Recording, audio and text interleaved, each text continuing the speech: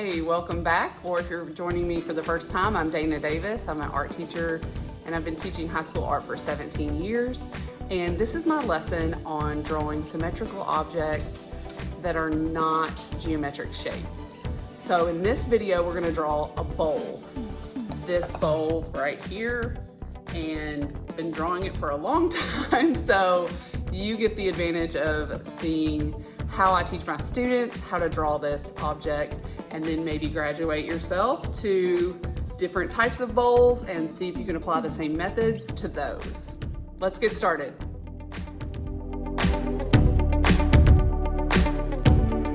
The first step to realistic drawing is observation. So we have to observe, we have to look at it and say, okay, from my perspective, how open is the top of the bowl? If you're further away from it, it's probably more closed. If you are close to it, it is more open. So some of you may, if you're far away from the bowl and you don't have your own, may see this. Do you see the top oval? Do you see the bottom oval? So the bottom of it is an oval as well.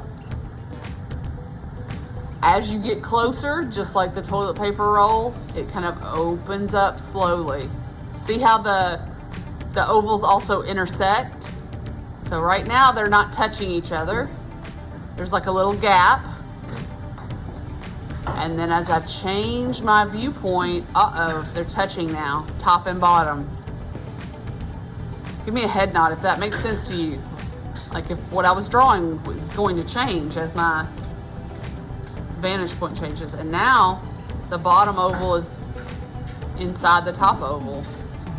Nobody has this view because I'm having you put it on the corner, so it won't be overlapping that like that. I'm gonna put mine right there. First step, make an anchor. Make an anchor on your paper again. We might as well get comfortable doing that. This bowl is wider than my toilet paper roll, so I made my toilet paper roll oval 2 inches. I'm gonna make this one 3 because that's gonna fit nicely on this paper. From the center out, 3 inches. I'm gonna ask that you do that too. I need yours to be 3 inches. We can talk like that because we're all drawing the same object, the same identical object. That won't last very long either. We'll all start drawing something different. All right, do your parentheses. Decide how open your oval is at the top. I'm gonna go a little faster this time and put these into effect. Mine's pretty open, I'm pretty close to this. I think it looks like that. Again, I'm flattening it out, but I'll correct it. As long as I draw lightly with pencil, I can correct. But I'm really not gonna correct it till I've at least sketched it once. So I have some issues on mine. Feels like it's a little lower here than it is at the top. As long as I see my mistake, I can usually correct it. So look, I think I squished it on the top because I was afraid it was gonna go off the paper. That does happen.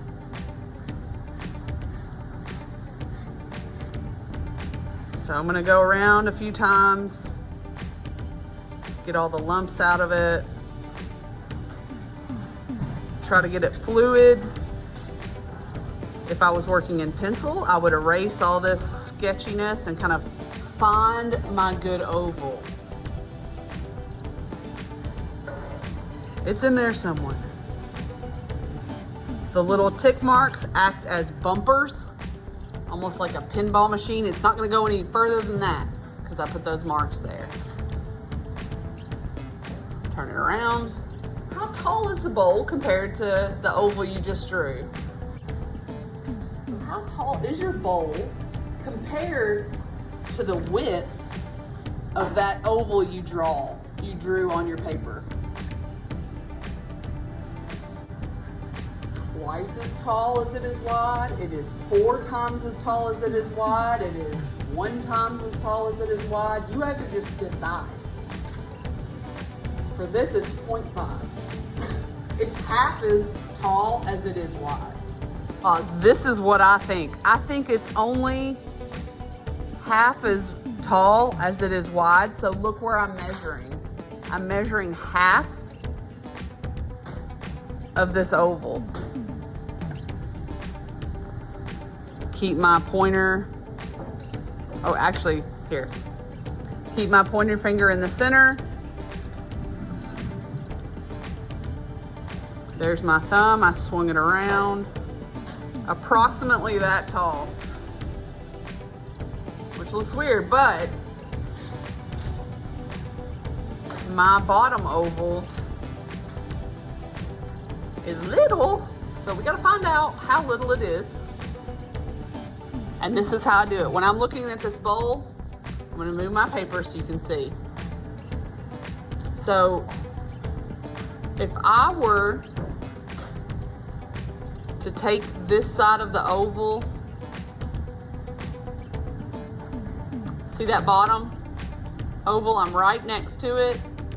Look how much of the top it cuts off. The line my pen is making, the placement of my ink pen, is a vertical line that chops off a piece of my oval. How much of my oval? That much. So I extended a line to see where it should interact or where it should start. I know how tall my bowl is. Now I need to know how big to make this oval. Well, if I extend a line, it chops off that much, and it's symmetrical, so it chops off that much on either side. A little bit more. So I'm narrowing down the space where this oval can be. It's like I'm hunting it down. I'm not gonna let it be wrong because I'm gonna find out where it is in relation to everything else. So I know that it's gotta be in there somewhere. And does it touch the top? For mine, it's like right here. So it's, and I give it an anchor here also.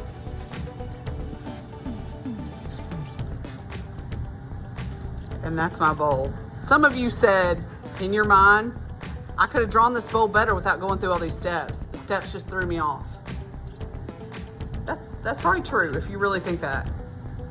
Because if you get the same or the correct answer in this class, kind of like math class, you get to the right answer, you can skip some steps, but you have to consistently get the right shape every time to prove to me you don't need some of these steps. If not, do the steps. When I'm in math class, I'm doing the steps because I cannot consistently get the right answer. In drawing class, I go through the steps too because I want to be consistent. You can see I'm doing a marker to get the sides of the bowl. So my bowl kind of looks like that. You can see how many lines I'm drawing. I'm not really certain. I just know that it kind of looks like this and then it's symmetrical. When I look at this bowl, it's not the cereal bowl that I ate out of this morning. It's this particular green bowl. It may not be your soup bowl, your favorite one at home that you use. I want it to be this particular bowl. When we're drawing for reality, we are subject to what that is, what we see, our viewpoint, what we use to observe our own eyes. Hey, thank you guys for watching. Have a blessed day and night.